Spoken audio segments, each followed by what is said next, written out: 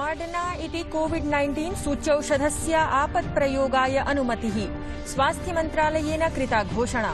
देशे साम्प्रतं सूच्यौषधचतुष्टयम् उपलप्स्यते। महिलानां कृतेपि सूच्यौषधं पूर्णतया सुरक्षितम्। देशे अद्यावधि 33 कोटि लाभार्थिनः सूच्यौषधानि प्राप्तवन्तः।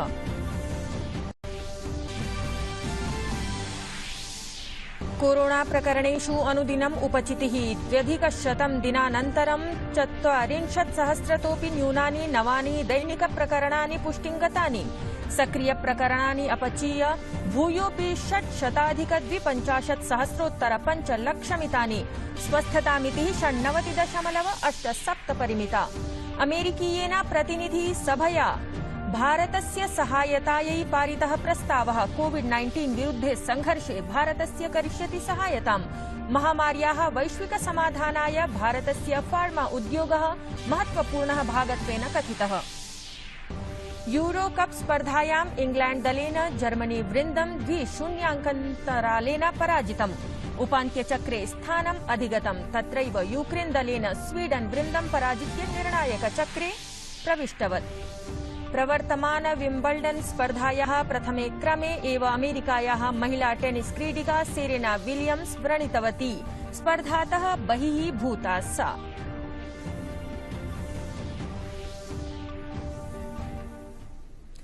अभिवादये, अहमस्मि लता। अत्र भवतां भवतीनां च स्वागतं डीडी न्यूज वार्ता प्रसारणे। अस्मिन् अथ वार्ताः। देशे एकस्य अतिरिक्तस्य कोरोना सूच्यौषधेः आपत्प्रयोगस्य कृते अनुमतिः प्रदत्ता। मॉडर्ना इति सूच्यौषधेः अनुमतेः अनन्तरं साम्प्रतं देशे 4 सूच्यौषधीनां प्रयोगः भवितुम् अर्हति। ध्येयं यत् विश्वे सर्वाधिकं सूच्यौषधीकरणं भारते प्रवर्तते। बालेभ्यः सूच्यौषधस्य प्रदानाय अपि कार्यं प्रचलति। स्वास्थ्यमन्त्रालयेन सूचितं यत् विशेषज्ञैः गर्भवतीनां स्त्रीणां कृतेपि कोविड सूच्यौषधेः प्रयोगस्य अनुशंसा कृतास्ति। स्वास्थ्यमन्त्रालयान्तर्गते विचाराधीनमिदं प्रकरणम् अस्ति। अथ शीघ्रमेव निर्देशाः विज्ञापयिष्यन्ते। सूच्यौषधेः क्षमताम् अभिवर्धयितुं सिपलायाः मॉडर्ना इति सूच्यौषधेः आपत्प्रयोगस्य घोषणां कुर्वन् नीति आयोगस्य सदस्यः डॉ वीके पॉलः उक्तवान् यत् सूच्यौषधाभियाने अद्यावधि 33 कोटितोऽप्यधिकाः औषधयः प्रयुक्ताः। तत्रैव दिल्लीस्थिते अखिल भारतीयायुर्विज्ञान संस्थाने बालेषु सूच्यौषधेः परीक्षणं क्रियते। देशे सूच्यौषधेः नूतननीत्यनुसारं प्रतिदिनं 8.7 लक्षमितयः सूच्यौषधयः प्रदीयन्ते। अद्यावधि 33 कोटि लाभार्थिनः सूच्यौषधानि प्राप्तवन्तः। New drug permission has been granted to Moderna. This is the first internationally developed vaccine for which now such permission exists today, and as I said, this new drug permission for restricted use, which is the other name for emergency use authorization, is now in operation, and this potentially opens up a clear possibility, clear likelihood of this vaccine being imported into India. भारते corona प्रकरणेषु प्रतिदिनम् अल्पता दृश्यते। परिणामस्वरूपं सक्रियप्रकरणानि अपि न्यूनानि भवन्ति। स्वस्थीभूतानां मानमपि वर्धते। तत्रैव महामार्याः delta plus variant इत्याख्यं प्रकोपं नियन्तुं प्रशासनेन स्वयं दृष्टिः सन्धार्यते। सूच्यौषधप्रयोगाभियानमपि सतीव्रं प्रचलति। विगते अहोरात्रे 55,500 नूतनानि प्रकरणानि समक्षम् आयातानि।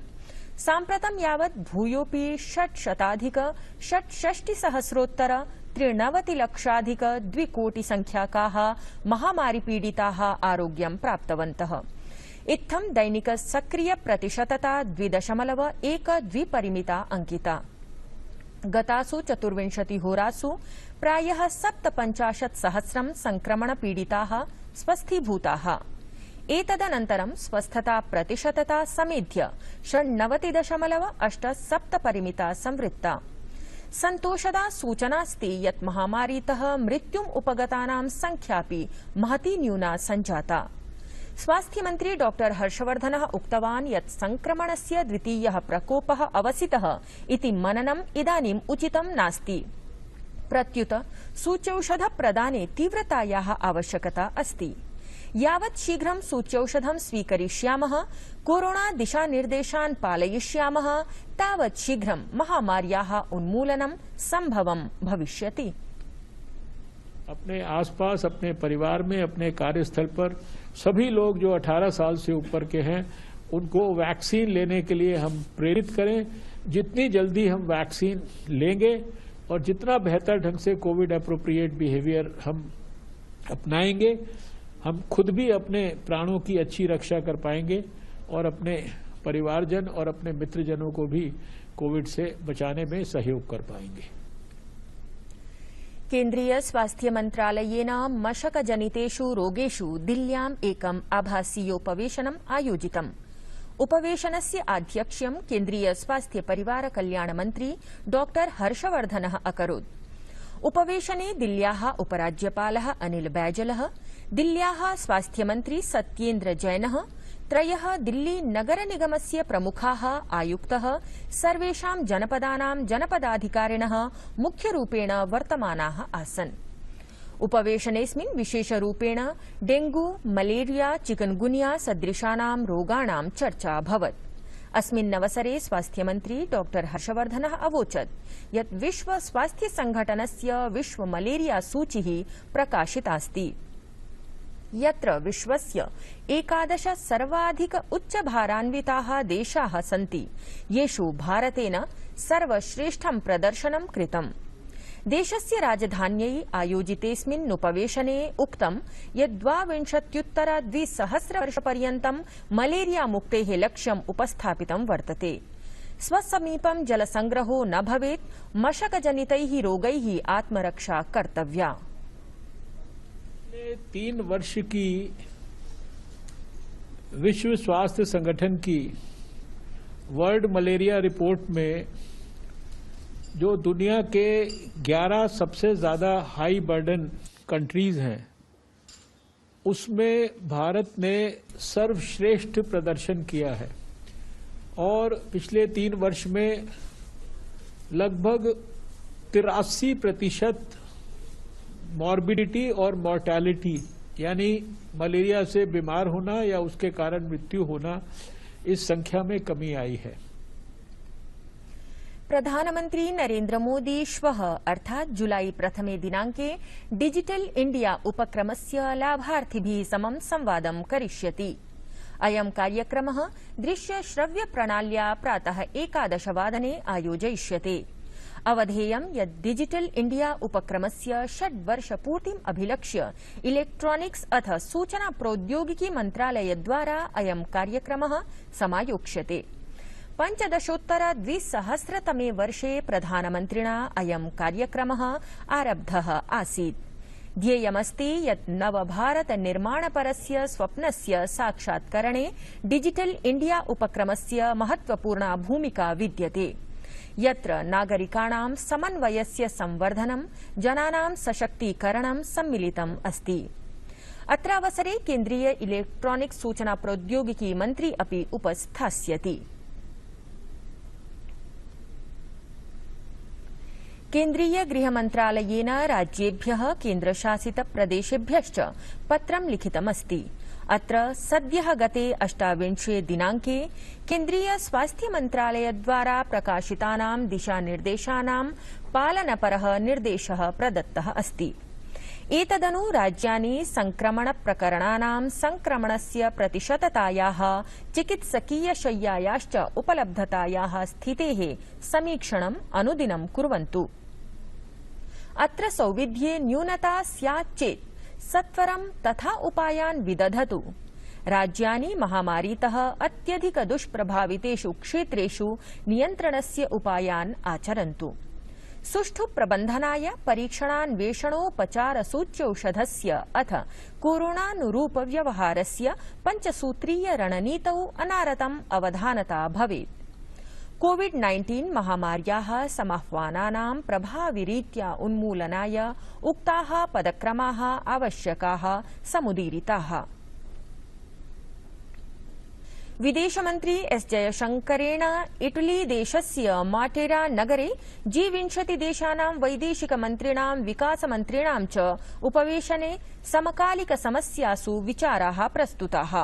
तेनोक्तं यत् कोरोना संक्रमणस्य प्रभावः विश्वे दरिद्रतां रोगान् च प्रतिकरणे अभवत्। एतेन वैश्विकविकासलक्ष्यं नितान्तं गतप्रायं वर्तते, तथा च नैकेषु क्षेत्रेषु संवेदनशीलता संवर्धितास्ति। डॉक्टर जयशंकरेण उक्तं यत् भारतम् अद्य सर्वप्रकार गतिविधिषु अग्रिमस्थाने वर्तते, तथा च 80 कोटि संख्याकेभ्यः नागरिकेभ्यः खाद्यान्नम् उपलम्भयति। सः उक्तवान् यत् आजीविका, स्वास्थ्यम्, आभासीय प्रगतिः, जलवायु सम्बन्धीनि कार्याणि अधुना नवविकासस्य प्राथमिकताः भवेयुः। विदेशमन्त्रिणा खाद्यसुरक्षायै महत्त्वप्रदानाय इटली देशस्य प्रशंसा कृता।